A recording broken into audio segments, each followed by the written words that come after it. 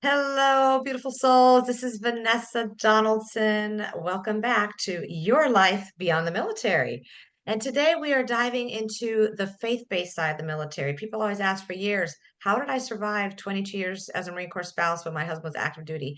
How did I make it work? How did we move forward? How do we deal with our trials? And for me, my personal answer was my faith. So wherever you are with your walk with the Lord, with your spirituality, I give you permission to be where you are. And I just want to have you meet me maybe in the middle where I'm at. And I'm going to be talking about a faith-based side of the military, which involves our military chaplains. So I've done another recording with another chaplain, and luckily Mike, you can see him in uniform. He's still active duty, going through his retirement process on terminal leave. We've got him on the line with us today. He served 21 years as a chaplain. So people, this is like people with wealth of knowledge and experience for us. So Lieutenant Colonel, 21 years, and we're going to just have a heart to heart and see what get through all the myths and all of the mythbuster stuff and see how we can provide value and help our active duty military spouses and families along with those that are going into retirement years. But this chaplain side I think is more on the active duty side. So I'm glad that you're kind of still wearing that hat because you're still in the thick of it. You're not completely out playing golf, sitting Not on at the all, not in the yet. golf cart. Not yet, but getting closer every day. So thanks for joining me, Mike. So I'm just going to start with a question here on in what ways do service members and their spouses typically seek guidance and support from chaplains, and how are they interacting with them? I know before I hit record, you were talking about, well, they come to us for a last resort. So can you expand on that and see if maybe we can change mindsets on using our underutilizing our chaplains that are last resorts and Sure. how we can get them more to the forefront? What are they coming? What are people coming to you for on bases? Well, typically they come to us for lots of reasons. Uh, but I said earlier before we started recording that they come to us as a last resort.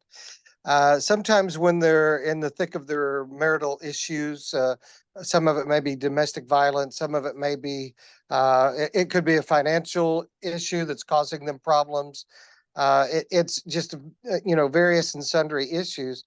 But sometimes they come to us as a last resort because there's this false idea that chaplains are going to perhaps superimpose their faith or their religious beliefs, and you have to believe and think like I do, and then all things are going to be as it's going to be hunky dory and life is going to be great.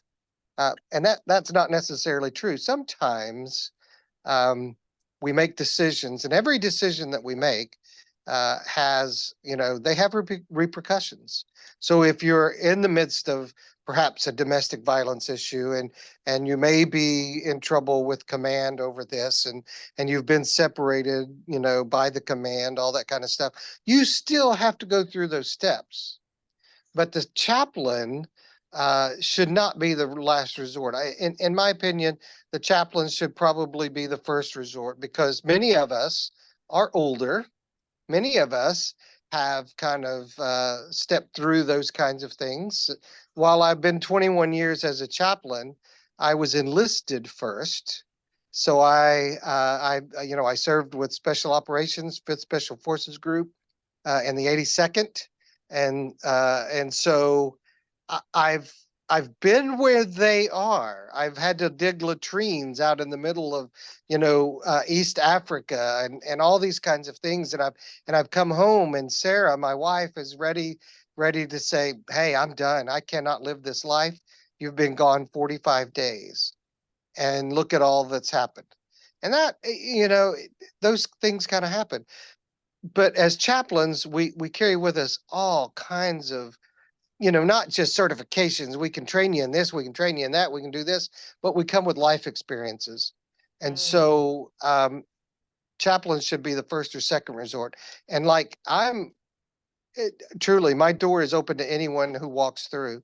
I am here to serve soldiers. I'm here to serve not just the soldiers, but also the command, as I am the personal staff officer to the commander.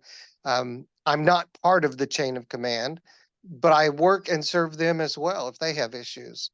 I'm sitting on my back porch right now as I speak in North Carolina, where it's a beautiful 85 degrees and balmy. um, And I tell you that my commander, my '06 commander, has more times than not come and sat on my back porch and rocked just where I'm rocking, or come and sit Mm. and had coffee, called me on the weekend and said, "Hey, Chaplain, what are you doing Sunday?" I said, "Nothing." She says, "Hey, I'm coming over and I'm going to be on your back porch." That even the commander will come to me, while privately, um, you know, she does come. So some of those things that they come to us for, like the domestic violence or like the financial issues, they often bring uh, lots of things like shame and embarrassment, all those kinds of things. And no one should ever be ashamed to seek help, ever. Mm. Um, and besides that, coming to us as a chaplain, we have complete confidentiality, and we would not share that with anyone anytime. So That's beautiful. there you have it. I answered a lot in one question. I love it. I love it because it's so needed. And in 22 something years, I mean, I'm sad to say I didn't utilize the chaplains as much as I could have. I went usually right to a church off base wherever we went. If there was a church, I just got plugged into a church and that community. So that became my family. But Hmm. for people that aren't, like you said, you don't have to be religious to go to see a chaplain. It's just for guidance and to meet you where you're at. So it would have been something that it could have been another resource for me. But like the previous guy I interviewed said, like you're underutilized and there's all this stigma. So we definitely want to break that barrier. And I think having these Right. conversations can help do that. So thank you for being a part of it. Next question I'm going to ask you here is how do you address the unique stressors and traumas that service members face? And how does their faith play a role in their resiliency and recovery? Because this isn't like a regular 9 to 5 type job that we're in with the military. This is high Not, stress not at all. force. And that's what I want people to understand. This is a calling and a career. This is not something that, hey, I'm going to go join the army because I want to. You join the army. Um, it's not just you; it's your whole family. And it's not just a 9 to 5, as some people would think it is. It is very much a 24/7 calling, and so you know I'll tell you, we do have unique stressors, whether it's training, whether and trauma, whether it's going and being deployed. Although our deployments have really kind of slowed down a lot, there is still a lot of things going on in this world. If you watch the news, any news you choose, you see that there are some really bad things happening. And at a moment's notice, we could be there. And we are there. I can't speak too much of that, but we have teams who are in support of areas around and making sure that things don't bleed over. Um, and I really can't speak much about that at all. But those are unique traumas that we all face, and some of them are moral and ethical. Am I doing the right thing? You know, always, and really you're going to hear a lot. And if you've read anything of lately, one of the big things and the big push right now, the last 8 to 10 years, has been this concept of moral injury. And I'm going to tell you that as a person of faith, as a chaplain, my faith is what has carried me through. I'm no different than any soldier that puts on the uniform and is deployed somewhere. I've done deployments to historic. I've been in Macedonia and Kosovo. I've been in Eritrea and Djibouti. I've been to Afghanistan and Iraq and all these other places. Um, and I'm a part of whatever's going on.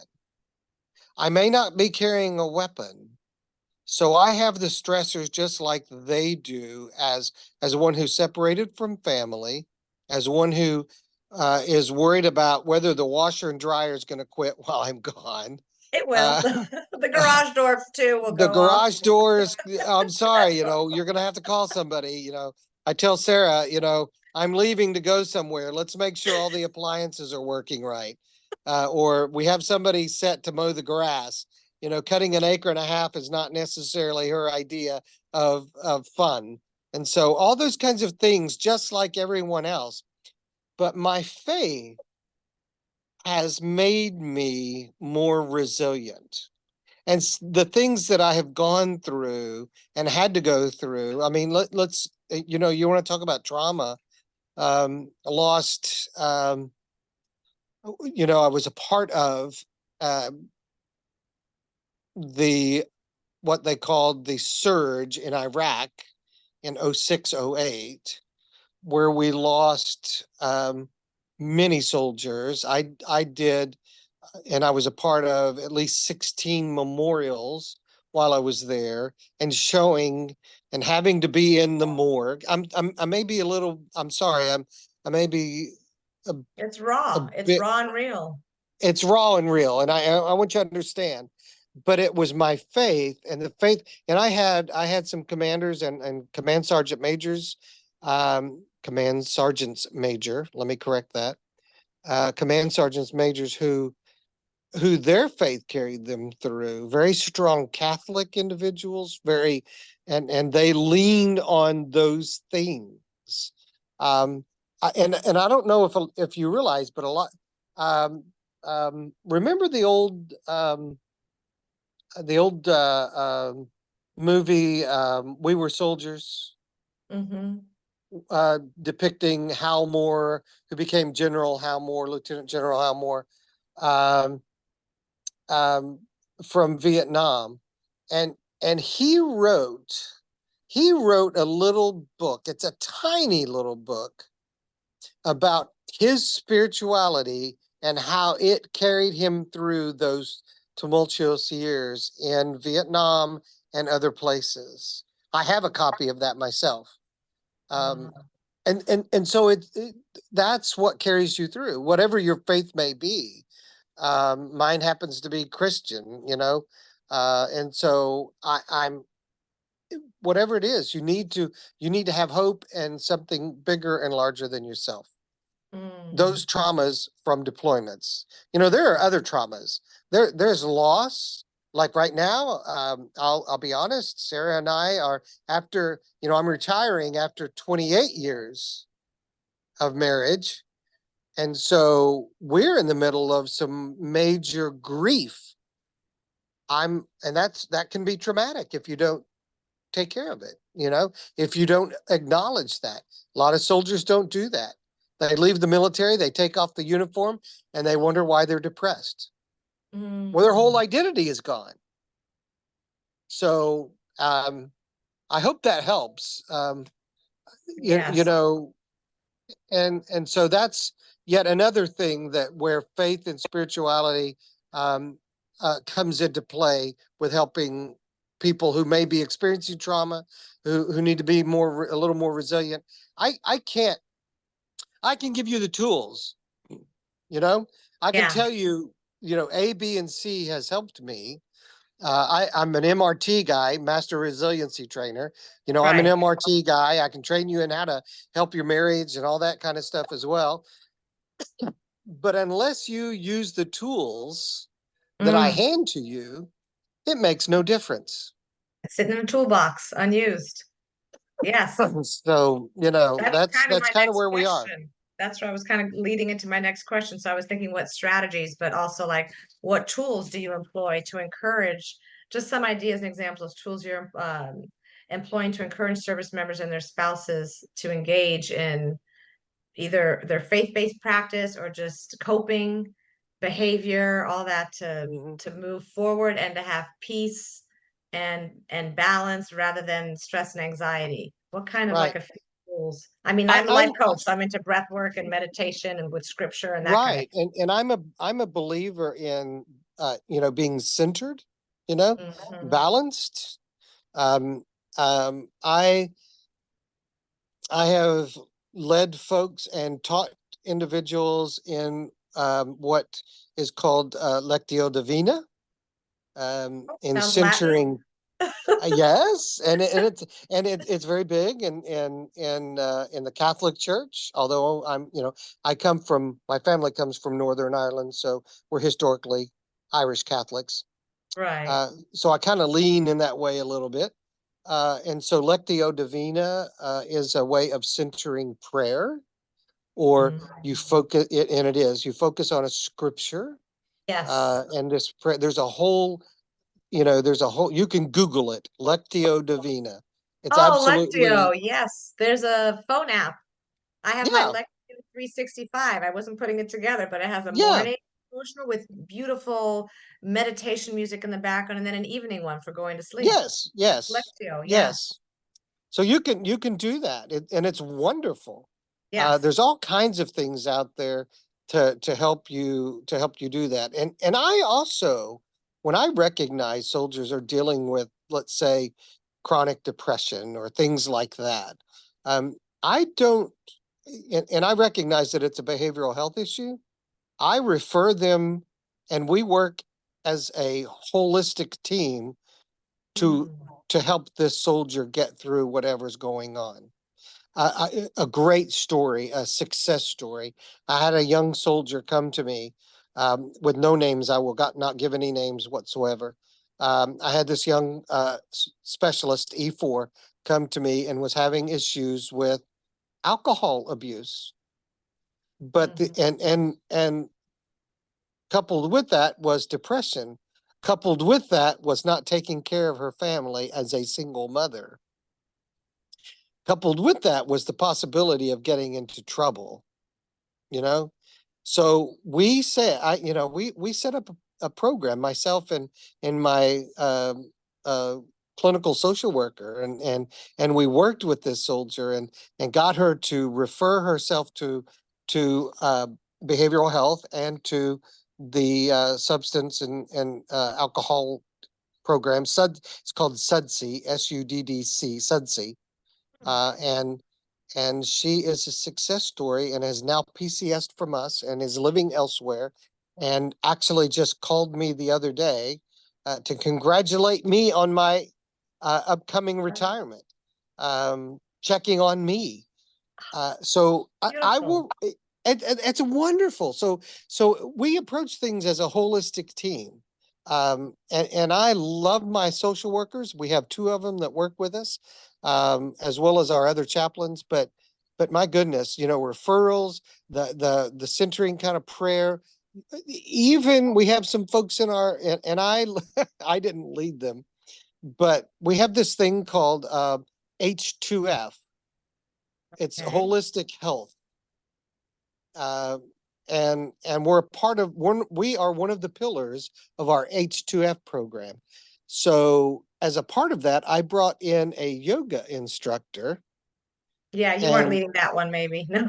I was not leading that one. I can barely get my arm. I can't actually because of, and I can't tell you, but Oh, I can't get my arm around my back, let alone some of the we'll work on stretches that that they were disability doing. claim after, but Yeah, I know. I'm like, oh no, I can't do so that. yoga. But Yeah, yoga I, is part of that. I, Holistic. I brought her in, and she was a civilian contractor working with a medical brigade here at Fort Liberty, and she was like, "Yes, I would love to lead that for you." And so we had all of them, about killed them all, and I stood in the back and watched. She saw me trying some of them, and she just looked at me. It takes So time. There's a yoga it, for beginners. We don't need to go right into the man, oh downward dog man, I throw tried, and or I was like, "Okay, thank you." yes, But it was good. So there are remarkable. all kinds of things that we have for them, and a chaplain can refer them to all of these things, but they don't know that we're a resource that helps them with this, that will build their resiliency, that will give them, I think, a little more hope. And once they have that, and they go home to their families, and they bring and I always encourage them, bring your family, come to do this together, Yes. and we can do that, and we do. Mm, So I'm very much, yeah, that those are some of the things we do. And of course there is always other things like Bible studies that we do and lead, and that kind of stuff, and that brings all kinds of different people together from all different walks of life and different faith groups.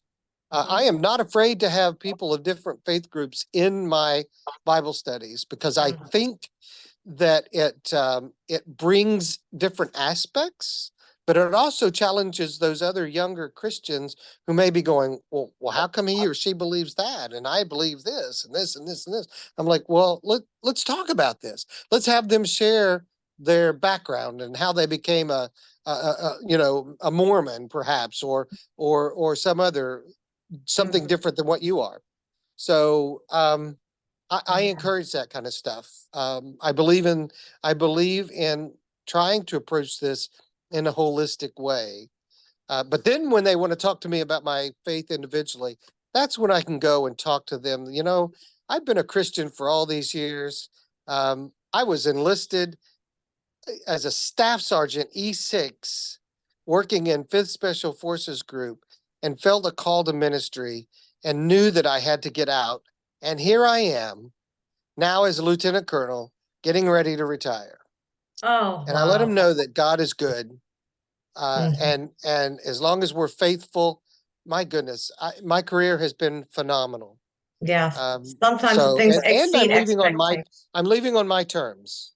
Yes, that's awesome. And sometimes, with your faith, like the Lord will exceed your expectations. Our prayers are small sometimes. And then the Yes, things that actualize, it's like tenfold. It's like, I can't believe it. I cannot believe it. I mean, you know Germany, and you know Garmisch, where we were. Um, I never in my wildest dreams thought that I would be in Garmisch as the garrison chaplain for all those folks at the Edelweiss Lodge and for the Marshall Center and for Oberammergau, the NATO school, the NATO all of Special that. Operations School. I never thought any of that. I just prayed that the Lord would use me, Hmm. and here I am. Here I Yeah. am. Yes. And Um, that's how we met and because my mom lives in Garmisch and that's she goes to the army base and she loves taking that's care of the chaplains. She's and been like 20 chaplains, I think, Mike. And I some love Ingrid. I love Ingrid. She I'll is. share I'm this with telling her. you, if we could get her to stay with us here in North Carolina, we got a room for Oh, her. you're so sweet.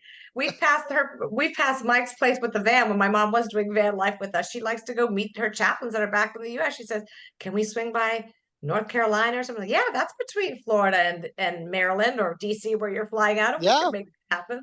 So yeah, and the other chaplain I spoke with said it can be a lonely life sometimes. So the fact when he heard that my mom gets to know all the chaplains, she has them over to her little one-bedroom apartment and she. feeds them and opens and welcomes Oh, she it does. entry into a foreign country a little more, Yeah, pleasant, exciting. she Because puts on a. She can cook like nobody's business, and that uh-oh, little 1 bedroom apartment of hers, we love. And yes, my I put on many goodness, towels with my mom. yeah, yeah. You've seen her I'm cooking in the telling you, I van love her. with my husband, But like with the van life. Oh my Lord, she was cooking all over the place in that oh van yeah, that we for her. yeah, and I'm telling you, it is a lonely life.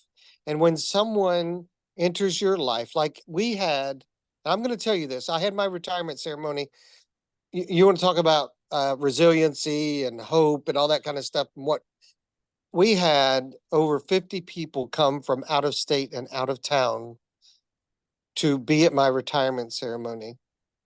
Main Post Chapel at Fort Bragg, Fort Liberty, North Carolina, was full, even into the balcony.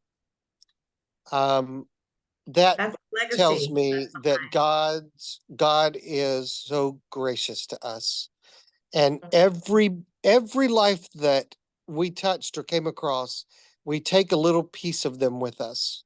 Yes, And yes. so this last week, we were able to have we had a gathering of over of 100 people here at my house, um, who's touched our lives and in some way made it better Mm, along the path that we chose to take as a chaplain.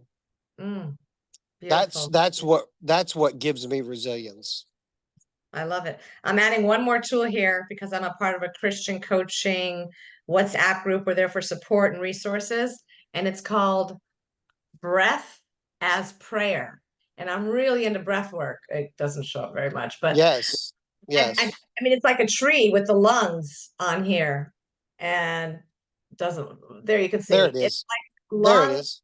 down, but it's all like breath and prayer. There's the thing. It's written by Jennifer Tucker. But yeah, it's all about like literally inhaling with a Bible verse, scripture, and then Yes. exhaling with another line. Very Yeah. short, simple things that we can do like that. Yeah. And that's what the Lectio is all about. That's right. That's selected. That's why I'm attached to that too on my phone app. I love it. Yeah. There's Yeah. the Bible app, there's what the daily word, There's all kinds of daily Bible bread, apps. I all mean, kinds. there really are. There's Bible Gateway. There's one called the Blue Letter Bible app. Absolutely a great app. All kinds of, yeah. So there are all kinds of apps that It you can can be use. overwhelming, right? But just start with Yes. one thing. Just add one little phone app. If you take away Yeah. from a life coach, one little phone Yeah. app on your phone to do baby steps and Yeah. start something else to just expand and that and zone of life. step away from the office, step away from the kind of the cares of what's going on, and do that. And even those just few minutes can calm you down in such a way that that wasn't so important. That issue that Mhm. seems so big really wasn't so big. So Yeah, great tools, great insight. All right, let's see if we can add a few more. I don't want to stop. I want to pick your brain a little more. Uh, how well you mentioned breath work and meditation and yoga. How do you balance the responsibilities of providing spiritual guidance with the demands of military operations and deployment? So you need to balance your own life too as a chaplain, but I assume you're using these tools yourself as you're sharing them right, with other right. people. And you do. I do. It's amazing. I have a library of books that I'm actually not able to get into my house right now because we're out of bookshelf space. That I use. There's some great books out there to read if you want to learn about spirituality and we have these individuals and um, I have been a great fan of a Catholic priest by the name of Henry Nouwen. Um, he was Dutch. He passed away in 1996, but he was a Dutch priest. Uh, just brilliant. But he was a prolific writer on taking care of yourself and your spirituality and your walk and all things. There's some great books. He wrote one called The Wounded Healer Maybe that is after the probably, yeah, list from Wounded you. Healer. And I'll put it And all in the description after we and review that. Henry Nouwen is HenryNouwen.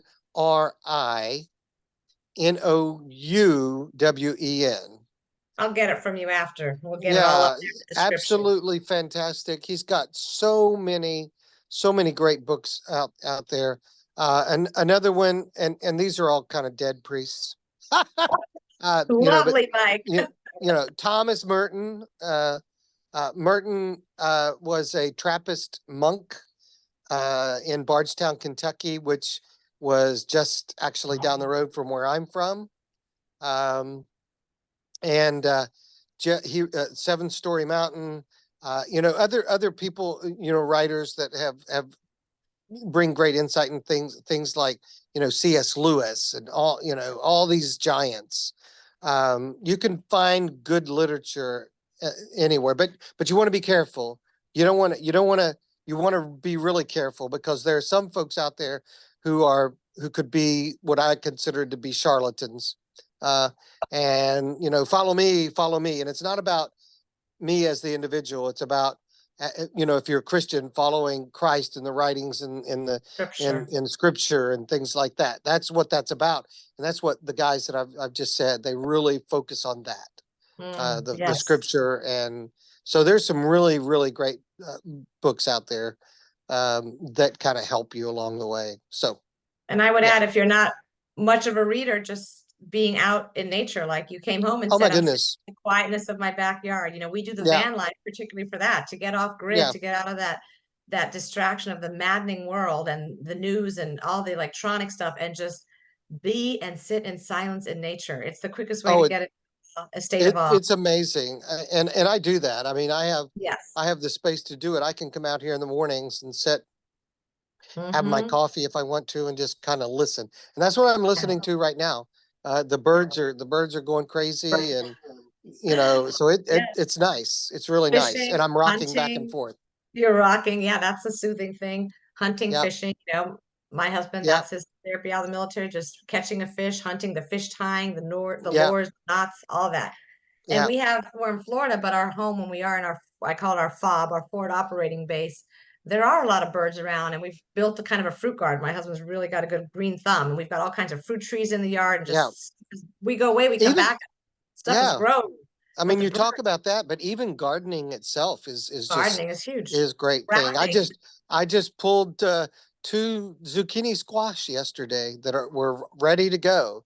I've got some yellow Nice. squash I've got to get today. So Yes, yeah, we've got papaya growing, and my hibiscus plant took off. I planted one sprig from I call it from my Christian, it was a pastor and his wife, the wife, that she's got a magical touch of God, hand angel touch, but she's great in the garden. She said, just put this sprig in the ground. I said, but we're leaving for like 5 months. We're taking my mom, we're camping through Canada, Alaska. I can't be gardening and planting this now. She said, no, it's one of those, like the sunflower she gave me too. It's a chop and drop. I'm like, well, that sounds easy. She's like, literally just yeah, chop it and drop it. And we came back, and I should send you a picture after the yard. Half the yard was filled with this hibiscus plant that just overgrew everything like a vine, but that's wow, okay because I had hibiscus tea. I was bringing it to the church, to the Bible, the Silent Women's yeah, Bible every Tuesday. We didn't talk, but I brought my big jug in, and at the end, everybody got poured a little hibiscus, fresh hibiscus tea from the flowers. You can use the leaves. yeah, So yeah, that's all using nature that's right around us. yeah. It's a natural And resource. So that's a wonderful thing. And I do that. I can't,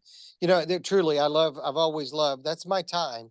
Out on the lawnmower, I call it my operator headspace and time. If oh, you're, if you know anything about the military, and I'm an old military guy, when you're operating a 50 cal machine gun and it's not firing correctly, your operator headspace and time is messed up. it's off track. It's off track. And so I had just, I think about that in my own life. When I'm not Yeah. operating and firing on all cylinders, my operator headspace and time is messed up. So I get out on the lawnmower and cut the grass, and I think and I go through what's going on, and I realize, oh my gosh, that's nothing. And so I get back on track. I I even love work on that. sermons that way. So, hey, Yes, yes, uh yes. Oh my yeah. gosh.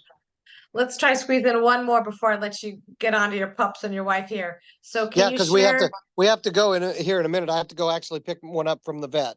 Okay, yeah. And we've already covered so many that I could check off the other questions, but can you share some insights going back to active duty mind frame for me? Because I've been out with my husband for like 7, 8 years now. So can you share some insights into how chaplains can support families during extended separations and deployments, and how Oh their yeah. faith can help Oh, sustain them? So oh back to the deployment thing. yeah. We have ongoing, and I dare I say programs, but we have programs um within the Army that are called Building Strong and Ready Teams. It used to be called It was the old Strong Bonds. Now sometimes people use the Strong Bonds or something as a Oh, check the bonds. I thought you box. said buns. I'm like, No, strong. I Strong remember buns of Bonds. steel. Yeah, Buns of Steel. No, that's another program. Okay. I had that video. That thing worked, that video, but strong Yeah, bonds. Okay. yeah.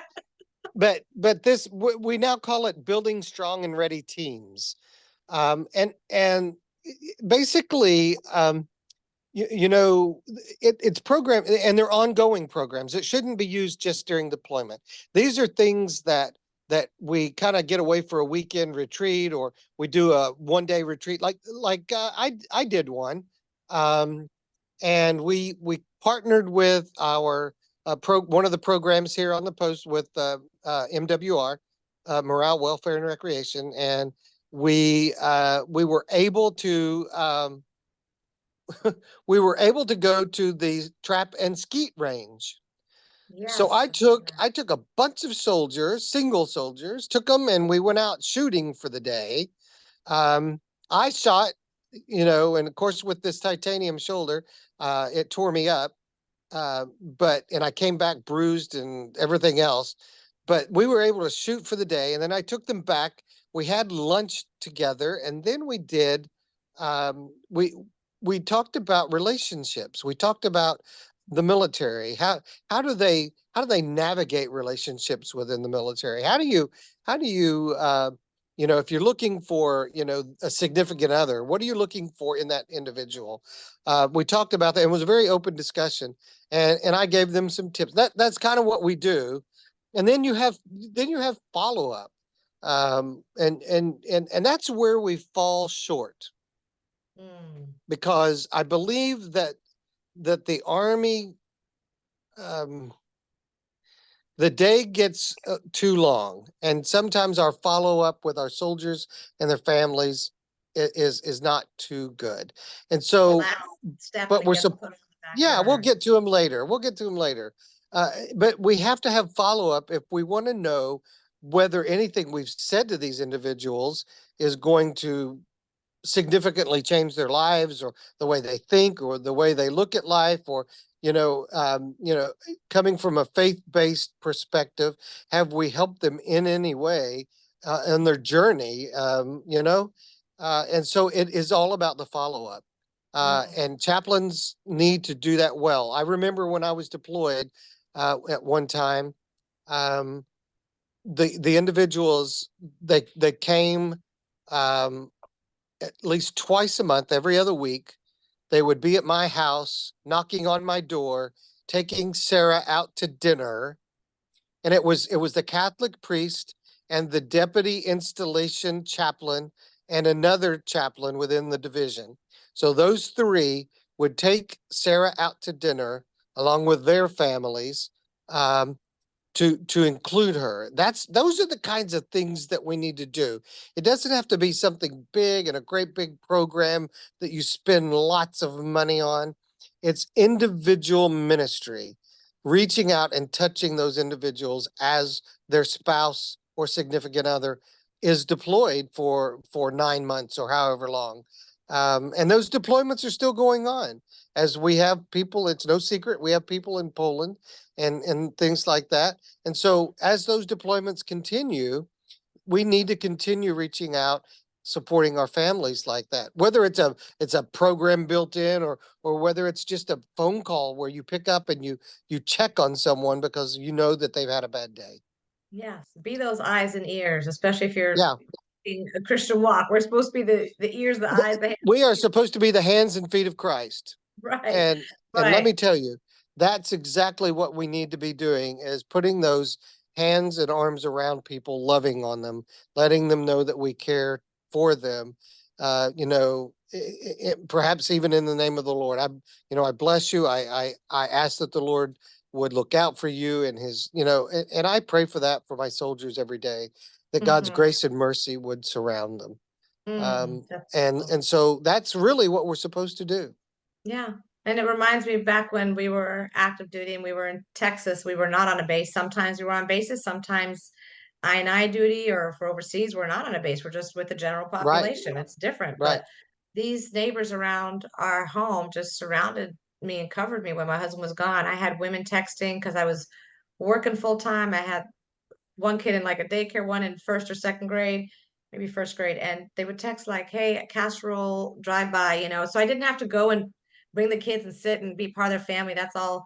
Sometimes you want to just be alone with your kids too, and you're missing your husband, and the kids see the other daddy sitting there. But I would just do a drive by, and she like literally, I roll down the window, she gives me a casserole to take home with like, I just want to feed Yeah, my kids and not cook dinner. that's that's I had that's what it's people from about. the church that showed up. This guy showed up with his truck one day and just rang my front door and said, "I'm here to cut your grass."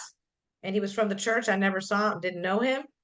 Had a Yep, lawnmower. He knew that my husband was gone, and he took that lawnmower and did the front and backyard, those big Texas yep. yards with all that grass that I wasn't going to touch. I had weeds going, and that was the last thing. Like Sarah, See, I was not yeah, not yeah, my priority.